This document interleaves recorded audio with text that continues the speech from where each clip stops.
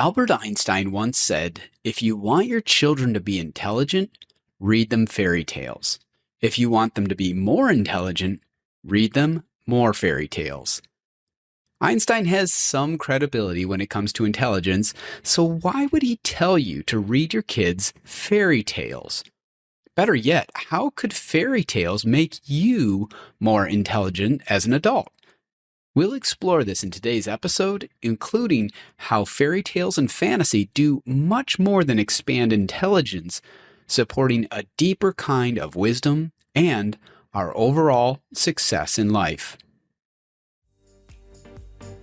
This is the Heart Body Business Podcast. Inspiration, tips, and tools for entrepreneurs seeking a more fulfilling type of success.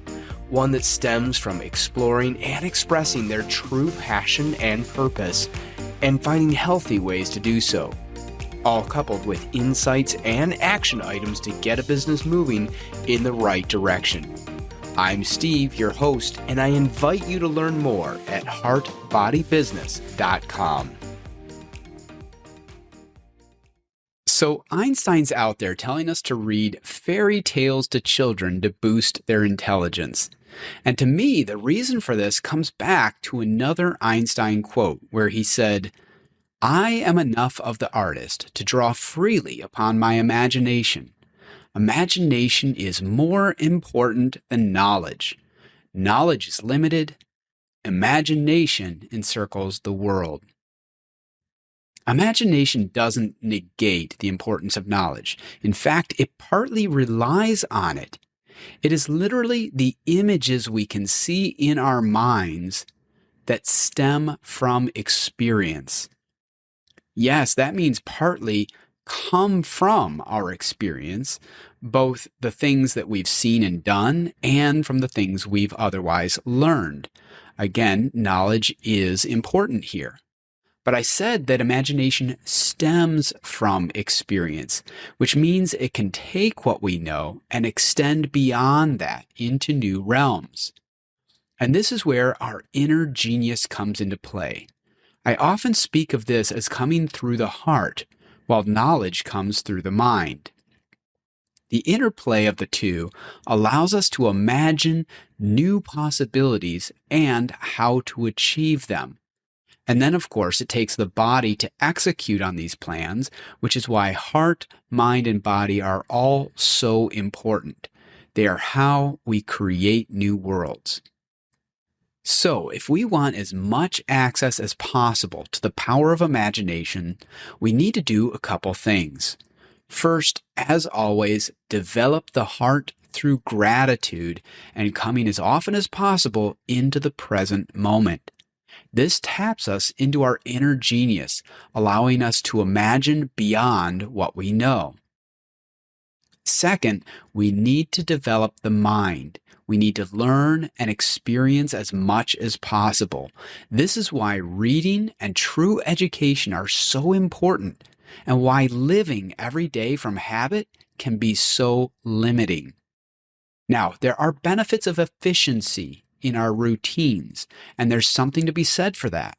But too much routine absolutely limits imagination. Now, reading in general has a hidden benefit. If we learn by listening, we may get this from podcasts or even TV shows as well. But reading well-written material helps us learn how to communicate because we see how someone else has done so effectively. I graduated with an English degree and even taught English as my first job out of college. But I was never a fast reader. In fact, I avoided AP English courses because they were all about quantity of material over quality as I saw it.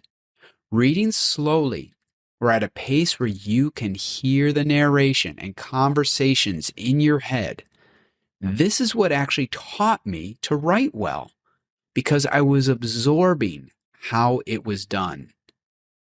More than that, you want to read at a pace where you can see things happening in your head as well. This not only helps with comprehension and retention, but it's an exercise for imagination. And here's where fairy tales, and I would say fantasy generally, comes in handy. They challenge you with sounds, images, and events beyond the real world, beyond life's common experiences.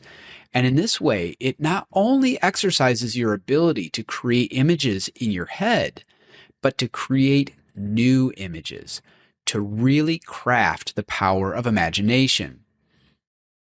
There's yet another benefit to fairy tales and well-written fantasy.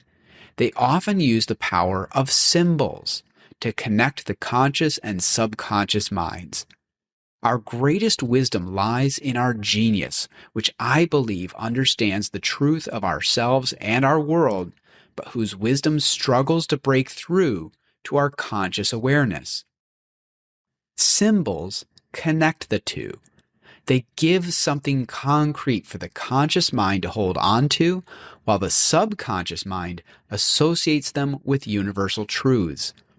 Most of the time, our exposure to symbols makes no immediate impact on us. This is a subtle process. They tease away at an underlying knowing of the world. But our exposure stacks up, and from time to time, they create these aha moments where we glean something about how the great mystery of life fits together, and we become a little wiser for it. For instance, I wrote 2 short fantasy books for children, both part of a series called The Seven. It is peppered with symbols, from the master's cave to use of lighting, from gemstones and numbers to dream sequences, to convey not only a story, but connection to a child's inner world. Because of this ability of symbols to connect the conscious and subconscious minds, I'd go beyond what Einstein said.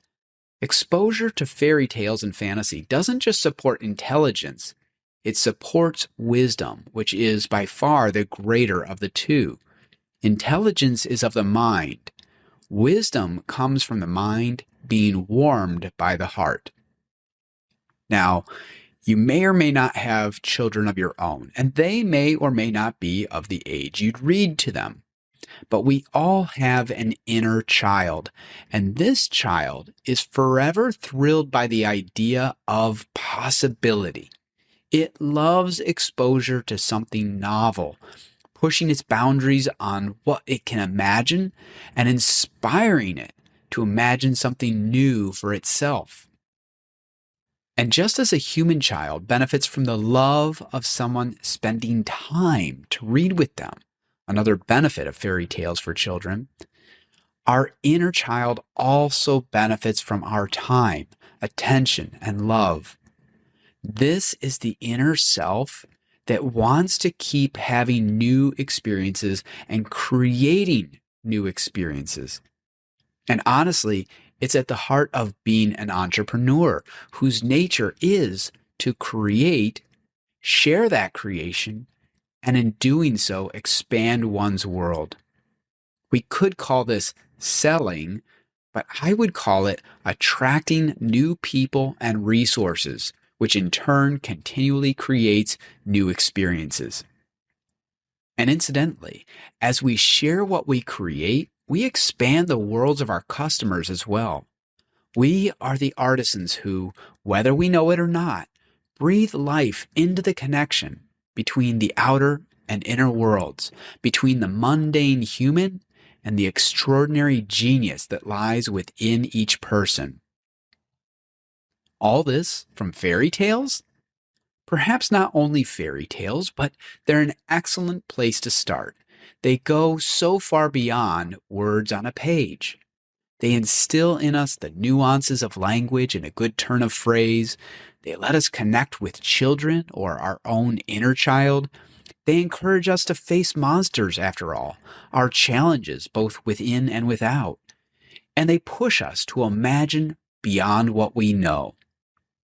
But most of all, written right and read right, they plant a seed with our inner genius, allowing its wisdom to take root in us consciously, and for that wisdom to grow slowly until it erupts from the ground, a moment of sudden realization that continues to grow blossom, and eventually bear fruit. A wisdom that helps to transform our personal journey and our world. So, what about you and fairy tales, or fantasy, or simply an experience out of the ordinary? When was the last time you gave yourself permission to venture into uncharted territory, to challenge what you think you know, to craft new images about what life is and what your life can become? I spoke of gold in a recent episode, and so many fairy tales deal in gold, which goes with an idea I have that if you can get one gold nugget from a book, one idea that stimulates you to think something new, to try something new, to grow in some way, it is worth far more than the price of the book or the time put into reading it. So today, I invite you to expand, to take time with a child or for your own inner child, where you can challenge your imagination and grow your wisdom. Perhaps this is with fairy tales or fantasy, perhaps with other reading or experiences. I leave that to you. But I invite you to give yourself permission to make that inner growth a priority and to remember how profoundly that affects your world. Till next time, thanks for listening. And if you enjoyed this episode, make sure to subscribe. You can also join our mailing list to get alerts on our latest episodes and other tips, tools, and news. Learn more and sign up at heartbodybusiness.com.